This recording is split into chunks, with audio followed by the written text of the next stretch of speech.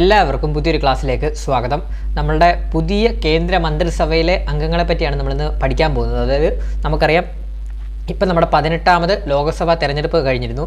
ആ തെരഞ്ഞെടുപ്പ് കഴിഞ്ഞപ്പോൾ മൂന്നാമതും മോദി തന്നെയാണ് അധികാരത്തിൽ വന്നത്. മോദി മന്ത്രിസഭയാണ് അധികാരത്തിൽ വന്നത്. അപ്പം നല്ല രീതിയിലുള്ളൊരു എലക്ഷനായിരുന്നു 18ാം ലോക്സഭാ എലക്ഷൻ.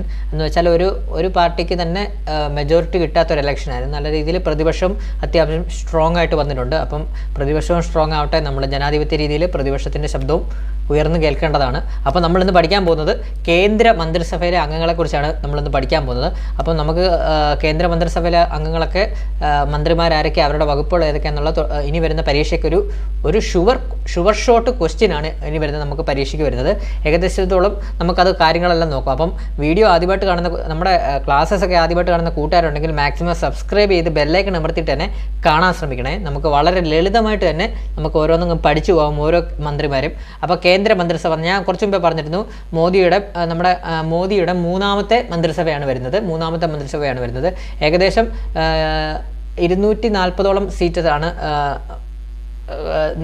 BJP കിട്ടിയിട്ടുള്ളൂ. ബാക്കി സഖ്യകക്ഷികളും വെച്ചാണ് ക്യാബിനറ്റ് ഇപ്പം തുടങ്ങിയിട്ടുള്ളത്. അപ്പം ടോട്ടൽ 273 സീറ്റാണ് വേണ്ടത് ഒരു കേവല ഭൂരിപക്ഷത്തിന് വേണ്ടത്. അതിൽ BJPക്ക് 240 സീറ്റും ബാക്കിയുള്ള സഖ്യകക്ഷികളും വെച്ചാണ് ഇപ്പം പുതിയ മന്ത്രിസഭ രൂപപ്പെടുത്തിയിരിക്കുന്നത്. അപ്പം നമുക്ക് നോക്കാം. ക്യാബിനറ്റ് മന്ത്രിമാർ 32 പേര്. നമുക്കതിൽ ഒരു സന്തോഷിക്കാനുള്ള വകയുണ്ട്. 2 പേരുണ്ട്, നമ്മുടെ മലയാളികളായിട്ട് 2 പേരുണ്ട്. ഒന്ന് നമ്മുടെ തൃശ്ശൂരിൽ നിന്ന് ജയിച്ച സുരേഷ് ഗോപിയും അതുപോലെ തന്നെ ജോർജ് കുര്യനും ഉണ്ട്. 2 സഹമന്ത്രിമാരായിട്ട് വരുന്നുണ്ട്. അപ്പോൾ നമുക്ക് ഓരോന്നും പഠിച്ചങ്ങ് പോവാം. ക്യാബിനറ്റ് മന്ത്രിമാർ 32 പേര്. അപ്പം ക്യാബിനറ്റ് റാങ്കിലുള്ള മന്ത്രിമാർ 32 പേരാണ്. അപ്പോൾ ക്യാബിനറ്റ് റാങ്ക് എന്ന് ഉദ്ദേശിക്കുന്നത് ക്യാബിനറ്റ് റാങ്കുള്ള മന്ത്രിമാർ 32. ബാക്കിയുള്ള സഹമന്ത്രിമാരില്ലേ, ഇപ്പോൾ നമ്മുടെ സുരേഷ് ഗോപി അതുപോലെ തന്നെ ജോർജ് കുര്യൻ, ഇവരൊക്കെ സഹമന്ത്രിമാരാണ്. ഇവർക്ക് ക്യാബിനറ്റ് റാങ്ക് ഇല്ല. അപ്പം ഓർത്തു വെച്ചോ, ക്യാബിനറ്റ് റാങ്കുള്ള മന്ത്രിമാർ 32 പേരാണ് ക്യാബിനറ്റ് റാങ്കുള്ള മന്ത്രിമാർ. അപ്പോൾ ഓരോരുത്തരും നോക്കാം. ഫസ്റ്റ് തന്നെ നമ്മൾ പഠിക്കാൻ പോകുന്നത് നരേന്ദ്രമോദി. നമുക്കറിയാം നരേന്ദ്രമോദിയാണ് നമ്മുടെ പ്രധാനമന്ത്രി. പ്രധാനമന്ത്രിയുടെ വകുപ്പുകൾ ഏതൊക്കെയാണെന്ന് നമുക്ക് പഠിച്ചു പോകാം. പേഴ്സണൽ വകുപ്പുകൾ പേഴ്സണൽ, പൊതുപരാതി പരിഹാരം, പെൻഷൻ, ആണവോർജം, ബഹിരാകാശം, സുപ്രധാന നയവിഷയങ്ങൾ, മറ്റു മന്ത്രിമാർക്ക് നൽകിയിട്ടില്ലാത്ത മുഴുവൻ വകുപ്പുകളും. അപ്പം നമ്മുടെ പ്രധാനമന്ത്രി നരേന്ദ്രമോദിയുടെ വകുപ്പുകൾ ഏതൊക്കെയാണ് വരുന്നത്? പേഴ്സണൽ വകുപ്പ് വരും, അതുപോലെ തന്നെ പൊതുപരാതി പരിഹാരം, പെൻഷന്, ആണവോർജം, ബഹിരാകാശം, സുപ്രധാന നയവിഷയങ്ങൾ, മറ്റു മന്ത്രിമാർക്ക് നൽകിയിട്ടില്ലാത്ത മുഴുവൻ വകുപ്പുകളും നമ്മുടെ പ്രധാനമന്ത്രി നരേന്ദ്രമോദിക്ക് വരുന്നതാണ്. അപ്പം ഇനി അടുത്ത ആളെ നോക്കാം. അടുത്ത തുടർന്ന് വരുന്നത് പ്രതിരോധം.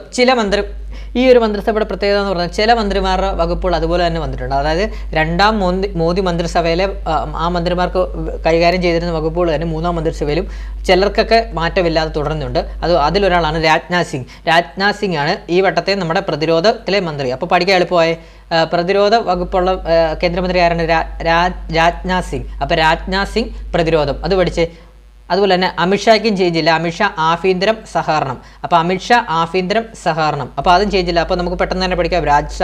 രാജ്നാഥ് സിംഗ് പ്രതിരോധ വകുപ്പ് മന്ത്രി, അമിത്ഷാ ആഭ്യന്തരം സഹകരണ വകുപ്പ് മന്ത്രിയാണ്. അതുപോലെ തന്നെ നിതിൻ ഗഡ്കരിക്കും മാറ്റമില്ല. റോഡ് ഗതാഗതം ഹൈവേ.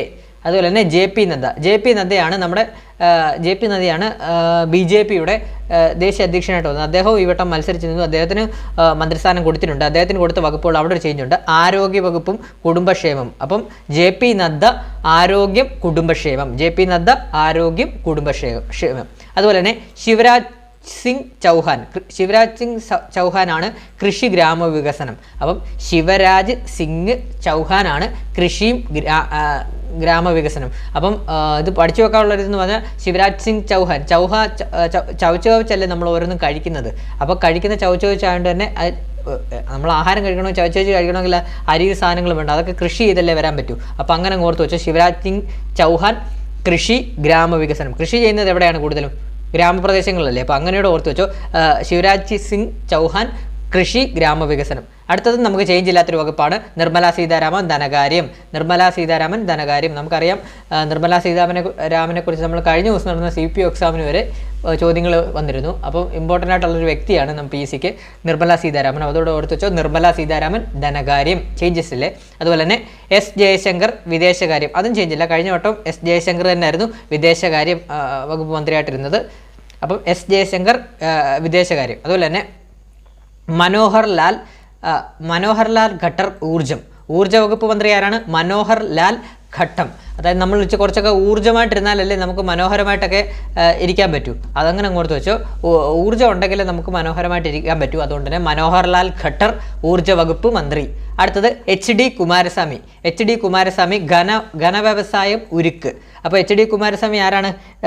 JDS പാർട്ടിയിലുള്ളൊരു നേതാവാണ് എച്ച് ഡി കുമാരസ്വാമി. അതായത് എച്ച് ഡി ദേവഗൗഡയുടെ മകൻ കൂടിയാണ്. എച്ച് ഡി കുമാരസ്വാമിയുടെ വകുപ്പ് ഏതാണ്?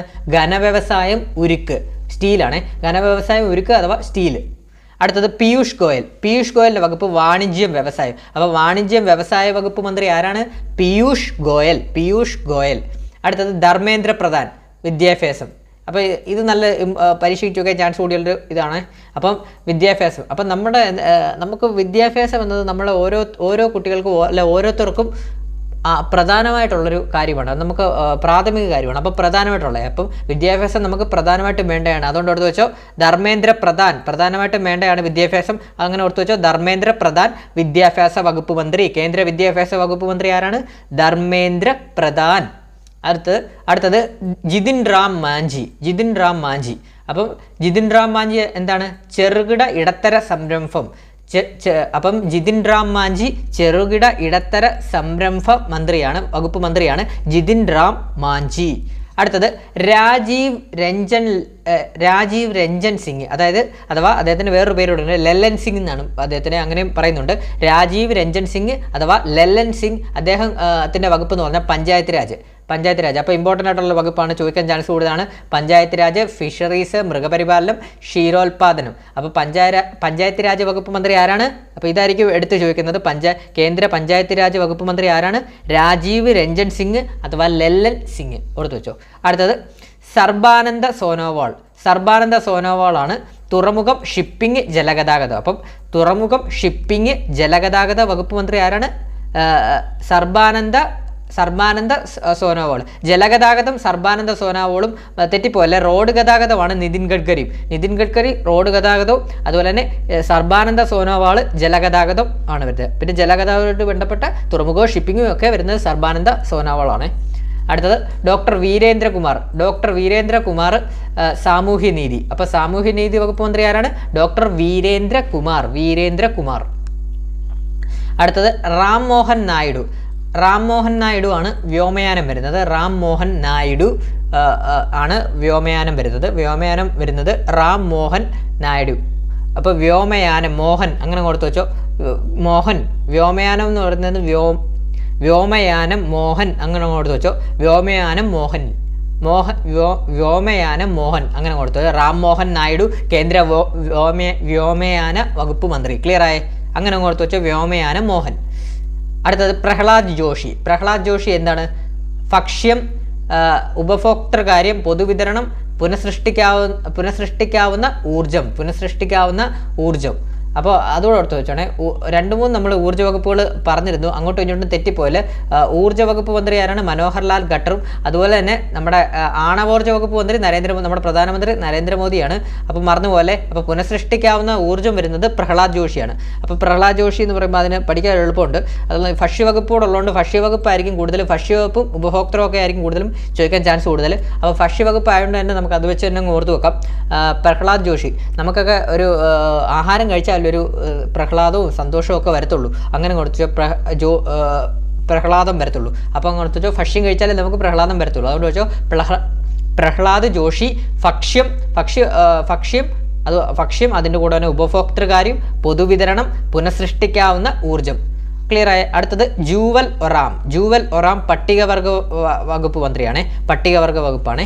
ജൂവൽ ഒറാം പട്ടികവർഗമാണ്. അടുത്തത് ഗിരിരാജ് സിംഗ് ആണ് ടെക്സ്റ്റൈൽസ്. ടെക്സ്റ്റൈൽസ് വകുപ്പ് മന്ത്രി. ആരാണ്? ഗിരിരാജ് സിംഗ്. അടുത്തത് അശ്വിനി വൈഷ്ണവ്, അതും ചേഞ്ചസ് ഇല്ലേ, കഴിഞ്ഞ വട്ടത്തെ പോലെ തന്നെ അശ്വിനി വൈഷ്ണവാണ് ഈ വട്ടം റെയിൽവേ, വാർത്താ വിതരണം, ഇലക്ട്രോണിക്സ്, IT. അപ്പോൾ നിങ്ങൾക്ക് പഠിക്കാൻ എളുപ്പമാണ്. കഴിഞ്ഞ വട്ടത്തെ വകുപ്പുകൾ തന്നെയാണ് അദ്ദേഹം കൈകാര്യം ചെയ്തത്. റെയിൽവേ, വാർത്താ വിതരണം, ഇലക്ട്രോണിക്സ്, IT. അശ്വിനി വൈഷ്ണവേ. അടുത്തത് പുതിയൊരാളാണ് ജ്യോതിരാദിത്യ സിന്ധ്യ. ജ്യോതിരാദിത്യ സിന്ധ്യയുടെ വകുപ്പ് ഏതാണ്? കമ്മ്യൂണിക്കേഷൻ, വടക്ക് കിഴക്കൻ മേഖല വികസനം. അപ്പം ജ്യോതിരാദിത്യ സിന്ധ്യയുടെ വകുപ്പുകൾ ഏതൊക്കെയാണ്? കമ്മ്യൂണിക്കേഷൻ, വടക്ക് കിഴക്കൻ മേഖല വികസനം. അടുത്തത് ഭൂപേന്ദ്ര യാദവ്. ഭൂപേന്ദ്ര യാദവ് പരിസ്ഥിതി, വനം, കാലാവസ്ഥാ വ്യതിയാനം. ഇത് പഠിക്കാൻ എളുപ്പമുണ്ട്. ഭൂപേന്ദ്ര യാദവ്, ഭൂമി അല്ലേടെ ഭൂമി എന്ന് എഴുതുന്നതിൻ്റെ അതല്ലേ ഭൂപേന്ദ്ര യാദവ്, അങ്ങനെ ഓർത്ത് വെച്ചോ. ഭൂമിയുടെ വരുന്നതുകൊണ്ട് തന്നെ ഭൂപേന്ദ്ര യാദവ്. ഭൂ വരുന്നതുകൊണ്ട് തന്നെ ഭൂമിയിലുള്ള അല്ലേ പരിസ്ഥിതിയും വനവും കാലാവസ്ഥ വ്യതിയാനവും ഒക്കെ ഭൂമിയുടെ ഭാഗമായിട്ടല്ലേ വരുന്നത്, അങ്ങനെ ഓർത്ത് വെച്ചോ. ഭൂപേന്ദ്ര യാദവ് പരിസ്ഥിതി, വനം, കാലാവസ്ഥ വ്യതിയാനം. അടുത്തത് ഗജേന്ദ്ര സിംഗ് ഷെഖാവത്ത് സാംസ്കാരികവും ടൂറിസം വകുപ്പ് മന്ത്രിയാണ് ഗജേന്ദ്ര സിംഗ് ഷെഖാവത്ത്. അത് ഓർത്ത് വെച്ചോ. ഗജേന്ദ്രൻ എന്നൊക്കെ പറയുന്നത് ആനയെ പറ്റിയല്ലേ, ഗജം എന്നൊക്കെ പറയുന്നത് ആനയെക്കുറിച്ചല്ലേ, ആന എന്നല്ലേ അതിൻ്റെ മീനിങ് വരുന്നത്. അപ്പോൾ ആനയൊക്കെ എന്തിനാണ് വരുന്നത്? ഒരു സാംസ്കാരികമായ ഒരു നമ്മുടെ സ്വത്തല്ലേ, സാംസ്കാരിക പരിപാടികൾക്കൊക്കെ ആനയെ കൊണ്ടുവരത്തില്ലേ, അങ്ങനെ ഓർത്ത് വെച്ചോ. ഗജേന്ദ്ര സിംഗ് ഷെഖാവത്ത് സാംസ്കാരികം ഗജേന്ദ്ര സിംഗ് ഷെഖാവത്ത് സാംസ്കാരികം ടൂറിസം. അടുത്തത് അന്നപൂർണ ദേവി വനിതാ ശിശു വികസനം. അപ്പോൾ അന്നപൂർണ ദേവി വനിതാ ശിശു വികസനം. അതായത് നമ്മളിപ്പം ദേവി എന്ന് പറയുന്നത് ഒരു സ്ത്രീയുമായിട്ട് ബന്ധപ്പെട്ടല്ലേ. അന്നപൂർണ ദേവി എന്നൊക്കെ പറയുമ്പോൾ ദേവി എന്ന് ഉദ്ദേശിക്കുന്നത് നമ്മളെ വനിതാ ഇതില്ലേ. അപ്പോൾ അങ്ങ് ദേവിയും കാണും, ദേവിയും ഉണ്ടല്ലോ നമ്മുടെ മതപ്രകാരം, ദേവിയും ദേവനും ഉണ്ടല്ലോ. അപ്പം ദേവി എന്ന് ഉദ്ദേശിക്കുന്നത് ഫീമെയിലല്ലേ. അപ്പം വനിതാ ശിശു വികസന വകുപ്പ് മന്ത്രി ആരാണ്? അന്നപൂർണ ദേവി. അങ്ങനെ ഓർത്ത് അന്നപൂർണ ദേവി വനിത. അപ്പോൾ ഓർത്ത് വെച്ചാൽ അന്നപൂർണ ദേവി വനിതാ ശിശു വികസനം. അപ്പോൾ പെട്ടെന്ന് തന്നെ ക്ലിയർ ആവുക. അന്നപൂർണ ദേവി വനിതാ ശിശു വികസനം വകുപ്പ് മന്ത്രി അന്നപൂർണ ദേവി. ക്ലിയർ ആയേ. അടുത്തത് കിരൺ റിജിജു. ഇത് നിങ്ങൾ മറക്കത്തില്ല, എൻ്റെ പേരുള്ളതുകൊണ്ട് നിങ്ങൾ പെട്ടെന്ന് ഓർത്ത് വെക്കും. ചുമ്മാ പറഞ്ഞ കിരൺ റിജിജു എന്ന് പറഞ്ഞാൽ പാർലമെന്ററി കാര്യം, ന്യൂനപക്ഷം. അപ്പോൾ കിരൺ റിജിജു ആണ് പാർലമെന്ററി കാര്യം, ന്യൂനപക്ഷ വകുപ്പ് മന്ത്രി ആരാണ്? കിരൺ റിജിജു. അടുത്തത് ഹർദീപ് സിംഗ് പൂരി എന്താണ്? പെട്രോളിയം, പ്രകൃതിവാതകം. ഹർദീപ് സിംഗ് പൂരി പെട്രോളിയവും പ്രകൃതിവാതവും. ഹർദീപ് സിംഗ് പൂരി പെട്രോളിയം, പ്രകൃതിവാതം. അപ്പോൾ ഒന്നുകൂടെ പറയാം. കിരൺ റിജിജു പാർലമെന്ററി കാര്യം, ന്യൂനപക്ഷം. ഹർദീപ് സിംഗ് പൂരി പെട്രോളിയം, പ്രകൃതിവാതവും. അടുത്തത് ഡോക്ടർ മനസുഖ് മാണ്ഡവ്യ തൊഴിൽ, യുവജനകാര്യം, കായികം. അതായത് ഇപ്പം ഇതിവിടെ മനസുഖം എന്നുണ്ടല്ലോ. അപ്പോൾ മനസുഖം അതായത് നമുക്കൊക്കെ എന്താണ് നമ്മൾ എന്താണ് ഒരു നല്ലൊരു ജോലി കിട്ടി നമ്മളൊന്ന് സെറ്റിൽ ആകുമ്പോഴാണ് നമുക്കൊരു മനസമാധാനം വരുന്നത്, ഒരു മനസുഖം വരുന്നത്. നല്ലൊരു തൊഴിൽ കിട്ടുമ്പോഴാണ്. നമ്മളെല്ലാം തൊഴിലിന് വേണ്ടിയാണ് പഠിച്ചുകൊണ്ടിരിക്കുന്നത്. അപ്പം നല്ലൊരു തൊഴിലാളി PSC എഴുതി നല്ലൊരു തൊഴിൽ കിട്ടുമ്പോഴാണ്, നല്ലൊരു പോസ്റ്റിലോട്ട് വർക്ക് ചെയ്യുമ്പോഴാണ് നമുക്കൊരു മനസുഖം കിട്ടുന്നത്. അപ്പോൾ അങ്ങനെ വെച്ച് ഓർത്ത് വെച്ചോ. ഡോക്ടർ മനസുഖ് മാണ്ഡവ്യ തൊഴിൽ യുവജനകാര്യം. അപ്പോൾ തൊഴിൽ ആർക്കാണ് വേണ്ടത്? യുവജനങ്ങൾക്കല്ലേ. അപ്പോൾ തൊഴിൽ, യുവജനകാര്യം. യുവജനങ്ങളല്ലേ കൂടുതലും കായിക മത്സരങ്ങളിലൊക്കെ പങ്കെടുക്കുന്നതും പോകുന്നത്. അപ്പോൾ തൊഴിൽ, യുവജനകാര്യം, കായിക വകുപ്പ് മന്ത്രി ഡോക്ടർ മനസുഖ് മാണ്ഡവ്യ. ക്ലിയർ ആയി. അടുത്തത് ജി കിഷൻ റെഡ്ഡി കൽക്കരി ഖനി വകുപ്പ് മന്ത്രി. അടുത്തത് ചിരാഗ് പസ്വാൻ ഭക്ഷ്യ സംസ്കരണം. ചിരാഗ് പസ്വാൻ ആണ് ഭക്ഷ്യ സംസ്കരണ വകുപ്പ് മന്ത്രി ആരാണ്? ചിരാഗ് പസ്വാൻ. അടുത്തത് CR പാട്ടീൽ ജലശക്തി. അപ്പോൾ ഇത്രയുമാണ് നമുക്ക് വകുപ്പ് മന്ത്രികളായിട്ട് വരുന്നത്. പിന്നെ ഇതിനകത്ത് തന്നെ സ്വതന്ത്ര ചുമതലയുള്ള 5 മന്ത്രിമാരെ കൂടെ ഉൾപ്പെടുത്തിയിട്ടുണ്ട്. സ്വതന്ത്ര ക്യാബിനറ്റ് റാങ്ക് തന്നെയാണ് ഇവർക്കും വരുന്നത്. അതുപോലെ തന്നെ ഇവർക്ക് സ്വതന്ത്ര ചുമതലയുള്ള 5 മന്ത്രിമാരാണ്. അപ്പോൾ അവരുടെ പേര് ജസ്റ്റ് ഒന്ന് ഓർത്ത് തന്നാൽ മതി. റാവു ഇന്ദർജിത്ത് സിംഗ്, അതുപോലെ തന്നെ ഡോക്ടർ ജിതേന്ദ്ര സിംഗ്, അതുപോലെ തന്നെ അർജുൻ റാം മേഘ്വാൾ, അതുപോലെ തന്നെ പ്രതാപ് റാവു ജാദവ്, അതുപോലെ തന്നെ ജയന്ത് ചൗധരി. അപ്പോൾ ഇത് 5 പേരും സ്വതന്ത്ര ചുമതലയുള്ള 5 മന്ത്രിമാരാണ് വരുന്നത്. ഇവർക്കും ക്യാബിനറ്റ് റാങ്കാണ് വരുന്നത്. അപ്പോൾ ഇത്രയുമാണ് നമ്മുടെ ക്യാബിനറ്റ് റാങ്കുള്ള മന്ത്രിമാർ 32 പേര് നമ്മൾ പഠിച്ചത്. ഇനി അടുത്തത് നമ്മൾ സഹമന്ത്രിമാർ. ഒരു 36 സഹമന്ത്രിമാരുണ്ട് ഈ മന്ത്രിസഭയിൽ. മോദി 3ാമത്തെ മന്ത്രിസഭയിൽ 36 സഹമന്ത്രിമാരുണ്ട്. അപ്പോൾ 36 സഹമന്ത്രിമാർ ക്യാബിനറ്റ് റാങ്കില്ല, അത് കൊടുത്തു വെച്ചോണം.